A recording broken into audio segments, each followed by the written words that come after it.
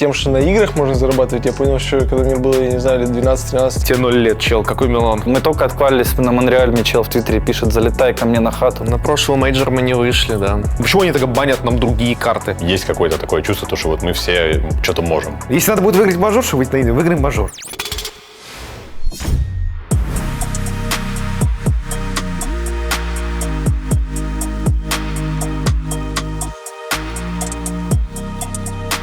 Я задумался о том, что можно зарабатывать деньги на играх. Мне тогда было лет 13, когда я играл еще в какие-то такие Warface, Crossfire. Даже там уже проводили какие-то турниры. Понимал, что я могу достичь такого уровня игры, чтобы тоже принимать в них участие. Вдохновился уже лет, наверное, в 15, когда вот уже как раз-таки смотрел профессиональный КС. Как раз-таки моя первая команда, за которую я начал болеть, это были Virtus.pro, поляки. Потом я там перешел на доту, я смотрел на это все, и вот тогда я уже понял, что я хочу и буду делать, все, чтобы свои цели и мечты, так сказать, добиться. Я уже в 17 попал в какую-то команду абсолютно случайно. Тогда я еще не подозревал, что за это можно получать какие-то деньги, в принципе, или вообще из этого какое-то будущее может сложиться. Я просто играл, мне нравилось. Именно компетитив соревновательная сцена, она придавала еще больше адреналина, драйва и вообще, за что, в принципе, люди играют в соревновательные игры. А деньги первые у нас появились, когда мы вышли сами в пролигу. Мы знали примерно, какие зарплаты там, когда ты выходишь в пролигу. И вот тогда, я помню, мы с Жостиком лежали на буткемпе. Да, мы просто жили вместе, комната у нас была общая. И мы тогда лежали и думали: ё-моё, сейчас зарплата будет, оказывается, такая бешеная. Ну вот тогда мы все поняли. Я так не понял это сразу, я играл для души. Я к этому прям не стремился. Не было такой цели, что я вот хочу стать киберспортсменом. Просто играл, понимал, что я очень строгий. Меня взяли в команду, и потом получил первый контракт. И показал родителям, говорю: вот, в компьютер играл не просто так. Все, и понял, что это вот моя работа. Когда я еще в КС играл, ездили на первые турниры с ребятами. Там были не такие большие призовые фонды, но я какие-то маленькие деньги зарабатывал, но я понял, что, в принципе, это можно масштабировать. Мой путь начался до КС. Именно тем, что на играх можно зарабатывать, я понял, что когда мне было, я не знаю, лет 12-13, я играл в Warface, состоял в клане там, и мне платили деньги за то, что я там в PvP играл. Там были ребята там за 40, а мне было лет 12, и мне еще родители говорили: а с кем ты там постоянно говоришь, что за дядьки? Раньше был турнир Go4, бесплатный вообще, никаких проблем, просто регался на ESL, шел, играл. За месячный там давали $300 на команду. Типа ты выиграл, все, $300 разделить на 5, вот у тебя $60 падают тебе на PayPal, и ты доволен. Я не знаю, сколько я зарабатывал, не знаю, типа 1015 в месяц мог заработать, а мог 0 заработать, я не знаю. Я там еще в школе как бы учился, меня там еще палками били за то, что я прогуливал школу, у меня было 200 прогулов там и так далее. Я балбес еще тот был. Но как-то вот в тот момент я понял, что можно и подзаработать. Но там было слишком скучно. У меня в школе были предметы, которые я всегда мог прогулять. Был предмет великий математика, алгебра, геометрия у нас вела директриса. Я все прогуливал, кроме математики. Я приходил к 3-му уроку на математику, сидел 2 урока и уходил, грубо говоря, с оставшихся 2. Так, кстати, осуждаю, не делайте так, я балбес. Добро пожаловать в Bootcamp Kappa и Virtus.pro. Время прокачать скиллы и получить доступ к секретной коллекции.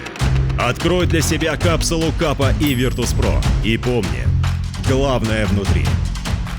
У меня с родителями по поводу компьютера натянутые отношения всегда были. Поэтому я особо не делился, чем я там занимаюсь, что я делаю, чего я там хочу. Я с родителями личными, так сказать, мечтами, какими-то целями, хотелками какими-то вообще не делился никогда. Мама лично, она особо за этим всем не следит. То, что поддерживает, понятно, что поддерживает. Она хочет, чтобы у меня все было хорошо. А так, чтобы следить, переживать, не особо. Я думаю, у меня классическая история, когда отбирали провода, потому что там не учился, сидел, играл в комп, играл, фигней маялся, лучше бы там пошел, учился, но в итоге все как сложилось. Сейчас всем рады. Мне кажется, у каждого киберспортсмена, в принципе, такая ситуация с родителями. Вообще, когда первые турниры были, меня, получается, взяли в команду, когда ребята уже вышли на лан. Меня берут в команду, я говорю: мама, я в этот Милан еду на лан. Тебе 0 лет, чел, какой Милан? Я говорю: нормально, мам, все будет. Поеду, выиграю, туда-сюда, все будет. Поехал, выиграл. И все. Сказал: вот, мам, смотри, выиграли там сколько там, $1 миллиард выиграли. Я сказал: вот, мам, пожалуйста. Поначалу, конечно, понятное дело, для родителей это такое: компьютер играет, деньги платишь, прикалываешься. А потом, когда ты показываешь, что это реально рабочая тема, они увлекаются в этом. У меня вот вся семья смотрит игры, все переживают, болеют. Родители изначально у меня вообще не знали ничего про эту сферу, я пытался как-то их погрузить по чуть-чуть. И когда вот как раз-таки я начал ездить на первые турниры, они сказали, увидели то, что это возможно, это не просто так я сижу, играю за компьютером целыми сутками, а куда-то время трачу с пользой. Родители, я не знаю, как реагировали. Мама сначала была в шоке, потом как-то смирилась. Я в итоге там все контакты вот Кирилла, нашего старого менеджера, дал, он позвонил ей, они там что-то поговорили, он ее убедил, что все будет чудесно. Я в итоге вот так вот скатался на свой первый лан, там со всеми познакомился. И до этого был знаком, но вживую познакомились. И, грубо говоря, вот в тот момент как-то я куда-то попал в какой-то списочек Кирилла Золотого, великого скаута Rainbow Six, самого величайшего, единственного. Как бы там не было никаких проблем. Единственные проблемы были это то, что я прогуливал школу и постоянно маме звонили и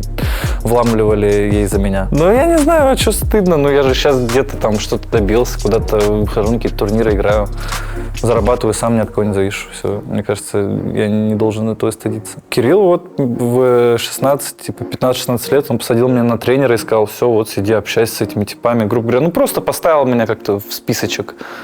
И примерно так же, мне кажется, он Данилу отрыл. Поэтому, Яги респект, я скучаю. Я думаю, он тоже скучает.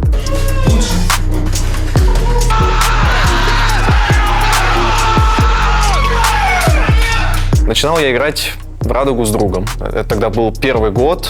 Мы тогда купили игру, она там стоила бешеных каких-то денег, что там 2000 рублей или 1500 рублей. Сейчас она стоит там 100 рублей.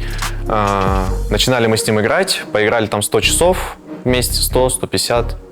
И забили. Все. Больше ни с кем из друзей я в нее не играл. Потом все эти друзья, знакомства, все эти появились уже в самой игре. Дискорды, тимспики, твич-каналы, все знакомства нарастали. И я вот с этими ребятами, с которыми уже познакомился в интернете, уже с ними играл. А что у тебя на татуировках? Можешь показать? Рыбки. Я рыба, и память у меня как у рыбки. А это что-то египетское, что-то классное. Я уже не помню, что именно. У знакомого моего хорошего, кастера по доте, по КСу, такая же. Вот, у него украл. Думаю, лицо еще забить. Все правильно, да. Череп на лоб. Раньше компьютер был хобби, а теперь это, грубо говоря, переросло в работу. И тренировки типа становятся рутиной, и ты понимаешь, что тебе нужно какое-то дополнительное хобби. Да. Мне иногда просто так впадло нормисам объяснять, чем я занимаюсь. Вот честно, я, конечно, не ЧСВшный, но обычным людям объяснить то, что киберспорт, в нем есть деньги, там спонсоры, там там заработок. Я 24/7 работаю, я работаю не меньше, чем ты, а может даже больше, чем ты, и зарабатываю, скорее всего, больше, чем ты. Но я же не буду это все ему объяснять, я просто говорю, я учусь. Очень часто с обычными людьми, моими ровесниками и так далее, я просто говорю, что я учусь, и все. Мне так как-то проще. Если я вижу, что человек, явно не понимает, если ему скажу киберспорт, он скажет, что, вообще дурной, что ли? Какой киберспорт, что это такое? Поэтому, говорю, в компьютер играю. Я говорю, ты что, деньги получаешь? Я говорю, да. И все, потом я ничего не говорю больше. На самом деле, очень часто, особенно в парикмахерской, когда банально нечего делать, и тебя начинают там расспрашивать барбер или парикмахерша, просто расспрашивать, чем занимаешься, что делаешь, и ты там играю в компьютер, это деньги получаю, блин. Всегда просто как будто у них один сценарий написан, какие вопросы они должны задавать. Вот они всегда ровно по одному шаблону идут по этим вопросам, и, я не знаю, они всегда одинаковые. Что, реально сидишь, играешь, деньги получаешь? Как-то так. Интерес у людей точно есть, потому что они, я думаю, не часто слышат про киберспорт что-то, и, есть интерес узнать вообще, что это такая за профессия. Это приятно, когда люди так искренне удивляются. И я говорю, для людей, которые не связаны именно с киберспортом, которые вообще представления не имеют о том, что это такое, для них это прям... Для меня, я привык уже. С самого начала у нас команда такая получилась, что я даже до сих пор нас на самом деле профессионалами не считаю. Но это лично мое мнение. Профессионал? Да. Но у нас такая какая-то сложилась больше, как будто пацаны во двор вышли поиграть в футбол. Вот у нас примерно, мне кажется, какая-то такая компания сложилась. Не совсем профессионально, но зато это очень не то, что сближает, а просто нас есть какое-то такое чувство, то, что вот мы все что-то можем. Вот это чувство, мне кажется, оттуда идет, то, что мы просто знаем друг друга, хорошо общаемся, никто там за спиной ничего не думает. Ну, нет такого, знаешь, то, что типа это работа, вот как, допустим, в Европе, ну или там, не знаю, в СНГ есть такие команды или нет, но в Европе очень часто такой менталитет, то, что это работа, и как бы это твои коллеги, ты с ними приходишь как бы на работу, ты сыграл тренировку, и как бы все, на этом все закончилось, и ты там уже можешь что угодно там говорить, там свой фидбэк, не фидбэк, а у нас типа все просто в лоб тебе сразу говорят, там, ты дебил, и все, и ты на этом как бы, вокруг этого ваш разговор строится, вы решаете свой конфликт быстренько. В некоторых местах это плюс, в некоторых это минус. Если бы это как-то совместить с профессионализмом, то, что вот, потому что часто бывает такое, то, что там люди там обижаются или, наоборот, говорят там то, чтобы не стали бы говорить там, знаешь, людям, которых они меньше знают. То есть, когда вы очень долго вместе общаетесь, вы начинаете себя уже как-то вести так, ну, немножко расхлябанно. Это помогает, когда у вас, ну, реально вот есть проблемы или когда вам реально нужно вот что-то сделать, какой-то турнир, тогда вы уже настолько сильно сплочаетесь, то, что уже, ну, как будто у других команд такого, ну, редко такое встретишь, мне кажется. Ну, я Данилу знаю, во-первых, мы ровесники. Оба 2001 года. Я его знаю, типа, лет 15, наверное. Типа, мы играли ранкет со всякими иностранцами, там просто угорали жестко. Потом играли всякие турики, вот тоже гофоры в том числе. Ну, вот с Данилой мы знакомы вообще, типа, почти с самого начала моего пути. С Джойстиком, с Шепардом. Тоже играли ранкет, много общались там в дискордах и так далее, в тимспиках. Ну, вообще, вот наша команда, мы супер общительные, типа, всегда были. И на отдых ездим вместе постоянно, если есть какие-то возможности встретиться, что-то мы встречаемся, играем в игры вместе, общаемся просто в Дискорде, грубо говоря, не играя в игры, просто пообщаться. Ну, то есть мы нормальные люди.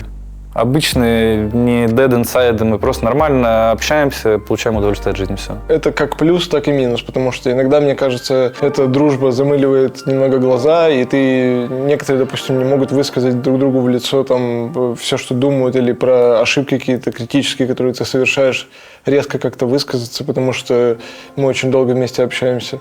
Мы с ними Жекой двух дебилов, которые просто, не знаю, проходили ее год, и там что-то понимал, они ее год проходили, они прошли только 30%. Я такой... Значит, сегодня идем в это такое. Chain together. Я уже Жеке предлагал. Да, то, что у меня с дикцией проблемы, На прошлый мейджор мы не вышли, да, было такое. Но мне кажется, это ряд факторов, которые сложились, так сказать, воедино. Комок проблем набрался. Во-первых, мы после Invitational, может, какой-то расфокус поймали, может, наоборот, привыкли слишком сильно к лану и пытались после перерыва начать играть точно так же, как мы играли на Invitational. И тут непонятно, или это не работает в онлайне, или у нас не было подходящей атмосферы, которая у нас была на Invitational, чтобы играть точно так же в онлайне. Мы пошли по какой-то плохой дорожке, плейстайл сильно изменился в тот момент, начали забываться базовые вещи, то, как мы начали играть, работало очень плохо. В итоге все пошло очень-очень плохо.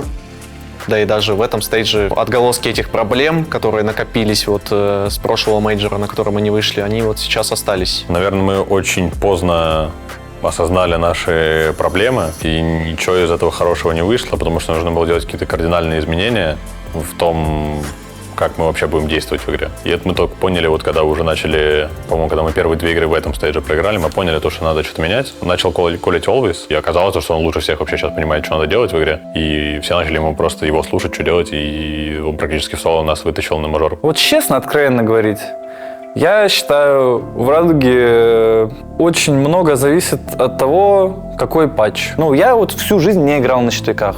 Большая часть моей команды тоже не играла на щитовиках. Что происходит после Инви, на котором мы заняли 3-е место, сыграли просто великолепно, мое мнение. В шаге от 2-го места. Единственное, что нас дудосило весь этот турнир, это дверь со щитом, так называемый монтажник. Далее, что происходит после Инви? Ubisoft выпускают нерв монтажника, который не нерв абсолютно. Это лютейший баф. Мы после Инви, очевидно, уходим в отпуск, не тренируемся, там недели 2 3. У всех в голове совершенно другие мысли. Ну, как отойти вообще? Мы провели очень серьезный год. Мы съездили на все ланы, кроме Риада. Типа, мы очень много тренировались, очень устали. Надо было подсобраться с мыслями. И в этот момент выпускают патч, который адски бафает команды, которые умеют играть на щитовиках. Люди начинают это жестко абузить, а мы не умеем это контрить. По факту очень сложно контрить. Я, честно, даже сейчас, даже вот сегодня мы записывали мемный типа видос, как контрить монтажника, и ты там сидишь, типа у тебя сверчки поют, и ты как бы... Это реальная реакция моя. Я не знаю, как контрить монтажника. В моем понимании, вот этот баф щитовиков люто нас выбил, и чтобы адаптироваться, ну, понадобилось время. Мне кажется, ну, если нам когда-нибудь повезет, в каком-то из патчей щитовиков жестко нерфанут, я думаю, мы спокойно любой турик залутаем. Ну, я не знаю, как вообще это можно отрицать. Тяжело играть. Даже сейчас мы попали, ну, да, круто вышли. Но это не имеет того факта, что будет на мажоре еще тяжелее. И до этого было тяжело. Такая тенденция, которая не в нашу сторону складывается. Постоянно мета меняется под ту, которая нам неудобна. Карты меняются под те, которые нам неудобны. И ты сидишь, постоянно не улучшаешься, а нагоняешь. Не, у тебя просто нога, у тебя ровная. Я просто беру всегда штаны на размер больше, чем... Я не буду. Я тоже беру, но нет размеров больше. Сменил. У тебя L? У тебя просто, видишь, нога, а башка вот тут вот так, а тут стручок. Это трек-топ. Что такое трек-топ? Я не знаю, я когда услышал колеса на стол. Ну это знаешь, как начали называть лонгслив, там... Нет, я знаю лонгслив. Обычно вот худи. На молнии, Ну, мы вот эти полгода просто жестко, ну, я не знаю, я лично набирал форму по максимуму, просто чтобы наши слабые точки закрывать собой, грубо говоря. Always очень сильно стратегически просто разрывал вообще бит максимально. Я вот в этом году совершенно не про капитанство, не про эйджейлинг, а больше про как-то самому поиграть, потому что, честно, я эту мету вообще не распознал, не прохавал. Когда ты индивидуально вывозишь, ты можешь что-то подколить. Я вот полгода, грубо говоря, просто набирал форму, чтобы, ну, нормально играть индивидуально. То есть не капитанил особо ничего. Эта роль больше упала на Always, и прямо он красавец, он очень много сделал до выхода на Монреаль. Мне кажется, большой ему респект надо выразить. Я не могу сказать, что прям конкретно я вижу изменения, потому что они происходят по чуть-чуть, каждый день вы что-то прогрессируете, адаптируетесь, как-то пытаетесь что-то менять. И в целом картина для меня особо не менялась. Мы просто пытались понять, как нам найти свою игру, и на тренировках пытались понять, что нам не хватает. Много людей могут думать, что мы там лентяи, не можем карту наиграть. Там вот после первого поражения на лабе уже все нас хоронили. Но вот то, что другие команды играют эти лабы, это же не значит, что... Почему они так банят нам другие карты? Почему? Они что, не могут играть карты, которые 30 лет в игре? Да могут, конечно. И мы можем эту лабу сыграть, как вот выяснилось. Просто эта игра такая, не хочется пикать рандомную карту. Хочется играть в том, что ты уверен, и если ты проиграешь ее, ты должен нести ответственность. Вот если мы проиграем на лабе, ну, unlucky. Не повезло. А если мы проиграем на том же клубе, я знаю, кто виноват, почему так, зачем так. Ну, других картах, где я уже 100 лет играю и знаю, типа, каждую секунду, что я должен делать. И если я проигрываю, я знаю, кого винить и почему.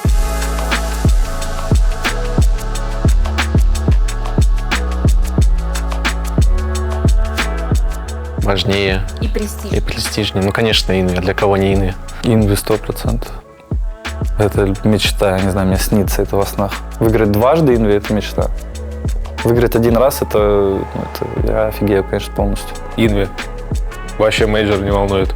Только Инви. Мейджор я выиграл.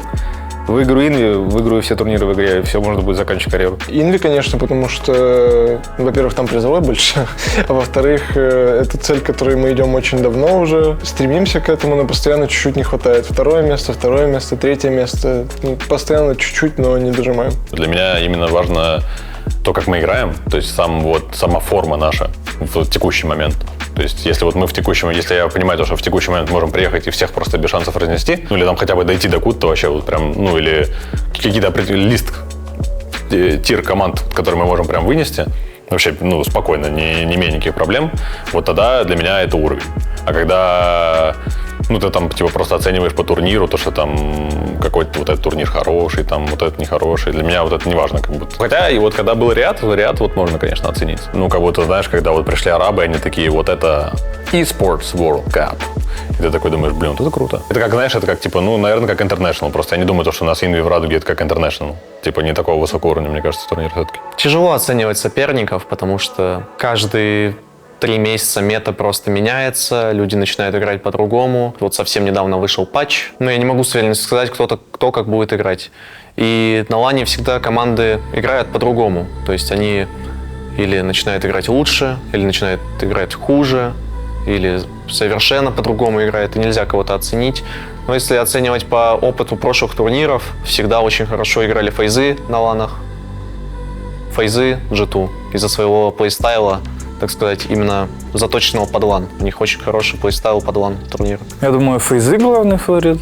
Фейзы, БДС, просто потому что на классе БДС очень хорошо на классе именно играют ланы, знают, когда заабузить героя, у них Ликифак очень шарит, как вообще использовать своих игроков. Ну, либо игроки уже настолько адаптировались, то, что они сами понимают вообще, где им быть, как им быть и так далее. Ну, поняли свои сильные и слабые стороны БДС. Мне кажется, очень у них состав сбалансированный получился, потому что у них Брит играет на всяких монтажниках, на всяком канцере. Ликифак, он много ползает, и Солотов, Шайка, Юзус — это такое, ну, жесткое трио ганнеров плюс вообще челов, которые могут на ровном месте просто разъебать конкретно, вот я бы так сказал. И ну, БДС выглядит стронг, но именно на этом мажоре я бы больше ставил на фейзов. Мне кажется, они очень много, ну, судя по бразильской лиге, они очень много игр тяжелых все-таки вытащили. У них очень много игр было 8-7, 8-6. Они там чудом кое-как отквалились, насколько я помню. Ну, то есть у них каждая игра была супер клоус. Плюс бразильская лига — это куда более компетитив, чем Европа. Ну, очевидно вообще, очевидно. Потому что в Европе у нас сейчас есть команды как Ents, Wild, которые относительно без опыта. Ну, условно, Wild в этом сезоне хорошо выступили. Ну, как факт, то, что есть команды, которые менее компетитив, чем Бразилия. Мне кажется, вот Бразилия куда более стакнута, вот эта соревновательная сцена. Ну, тем более у них на лане игры проходят в Бразилии. То есть там, ну, реально у них зарубы посильнее будут, чем в Европе. И вот на этой почве, я думаю, то, что фейзы могут очень сильно разъебать бит. Не знаю, как из других регионов. Для меня БДСы одни из сильнейших. Я назову только их, потому что за ними больше всего следили, против них играли. С остальными регионами очень давно не играли, поэтому не могу сказать. Я бы ни за что не променял одну победу на лане при полном стадионе 10 победам в онлайне, даже если там были какие-то сумасшедшие деньги. Потому что в онлайне я уже выиграл. Выиграл не раз, не два. Ну что там, эти победы, они не дают тебе никакого титула, так сказать. А когда ты играешь на лане, считай, играешь со всем миром, со сильнейшими в мире. И хотя бы раз, но выиграть бы хотелось. С полным залом одну победу, конечно, променял бы на эти 10 онлайн-побед. 100%. Но это эмоции на всю жизнь. Когда на лане играешь, это, ну, даже Бразилия та же, нас никто там не поддерживал. Ну, было, конечно, какое-то количество времени по сравнению с общим, но все равно это такой вайб. Я не знаю, всю жизнь запомню, я внукам буду рассказывать, как я там в Бразилии играл на сцене. Это непередаваемые эмоции. А онлайн что ты, ну, сидишь либо дома, либо на буткемпе с ребятами, с которыми ты, ну, я вот уже сколько, 6-й год играю с ребятами. И мы уже 6 лет эти онлайн-матчи играем, но типа, ну, выиграть в онлайне круто, все равно ты, ну, каждую игру там по вебкам видно, что мы там орем просто как сумасшедшие после каждой победы. Потому что она добывается большим усилием. На лане, очевидно, очень приятно играть по сравнению с онлайном. Игра просто раскрывается совершенно другими красками. У тебя, ну, ты реально начинаешь чувствовать своего персонажа, ну, как летальное оружие, потому что когда ты играешь в онлайне, ты не всегда уверен в каких-то своих плеях из-за того, что у тебя есть Pickers Advantage и есть 9 пинг в игре. Из-за того, что есть такие челы, ты во многих моментах ты не можешь сыграть так, как на лане. Ты не можешь встать и захолдить угол на реакцию, хотя это, казалось бы, базис вообще очевиднейший. Но на лане ты можешь это все делать. На лане ты раскрываешься, так сказать, именно после вот этой каторги в онлайне. И, ну, я Будь моя воля, я бы только на ланах ебошил. На лане играть гораздо комфортнее, игра чувствуется по-другому. Ты можешь там делать вещи, которые не можешь делать в онлайне. Пинг это делать позволяет, играть более агрессивнее, более уверенно. Канада, я так понимаю, это сердце Rainbow Six, потому что Инви там постоянно проходил. Я думаю, нас фанаты Rainbow Six знают. Мы уже давно крутимся в этой теме, так сказать. Какой-то популярный, не знаю, Бразилии. Да, бразилец там на барабанах жестко, там 500 000 подписок. Фред Бузетти. Мы только отквалились на Монреаль, мне чел в Твиттере пишет: залетай ко мне на хату в Монреале, йоу, жду тебя в гости. Просто какой-то рандом в Твиттере, в ДМ. По миру очень много фанатов. И Япония, Бразилия и так далее. Очень-очень много. Все пишут, не всем успеваю отвечать, к сожалению. Но я думаю, в Канаде есть наш фанат. С опытом я понял, что всегда будут какие-то гневные комментарии. Кто-то там проиграл ставку, кто-то там еще что-то сделал. Все равно люди, которые пишут комментарии, они не видят, как вы играете внутри игры, вашу коммуникацию, что происходило на данный момент в игре.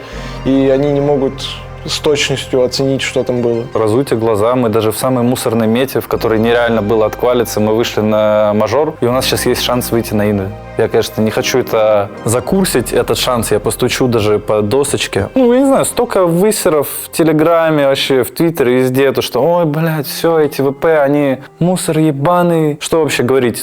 Как можно столько времени оставаться, на уровне, выходить на ланы и еще потом говорит, что челы бездари ни хера не могут. Хотя нас просто ебут щитовики, это очевидно, это все видят. Потом, когда нас ебут щитовики, все такие сидят, ВП нубы ебаные.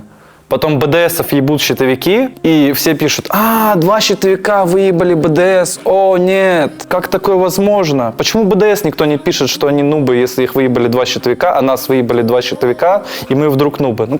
Хейтеры просто идите на... Без негатива. Лично я просто хочу выйти на инви.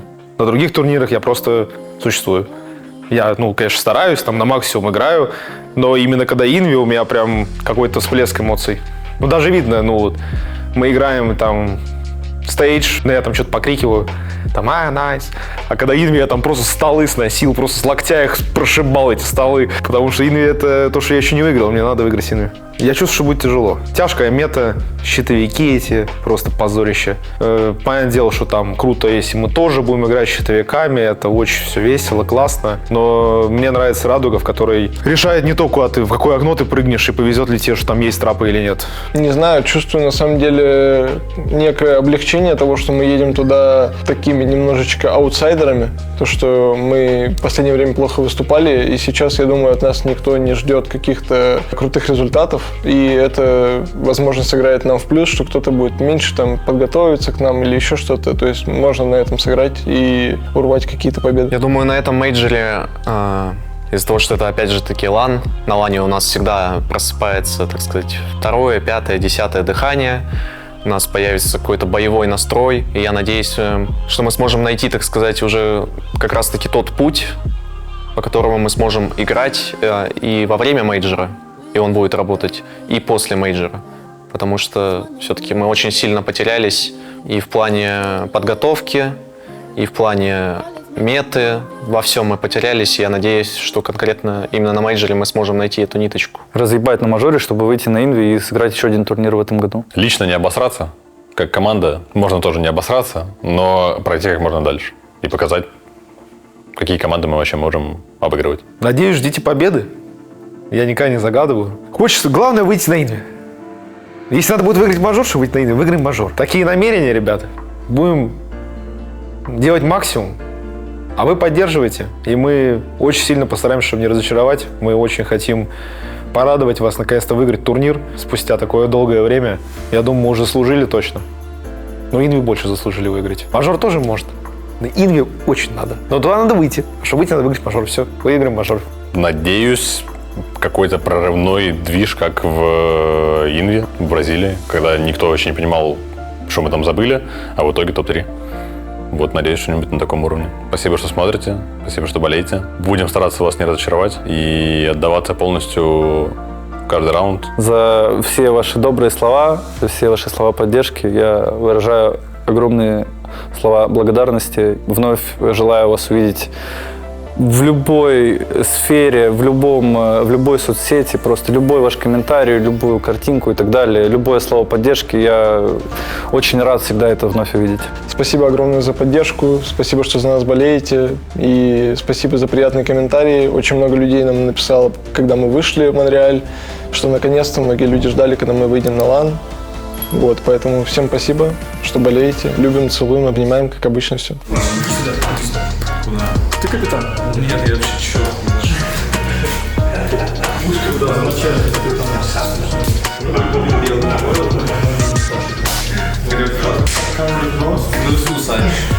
Покажи мне парней вот так. Сделай крест. На них, Ага, еще раз скажи так. Тихо. Ага, все, смотрим в камеру, да, глаза не закрывай. Еще раз, Паш, давай.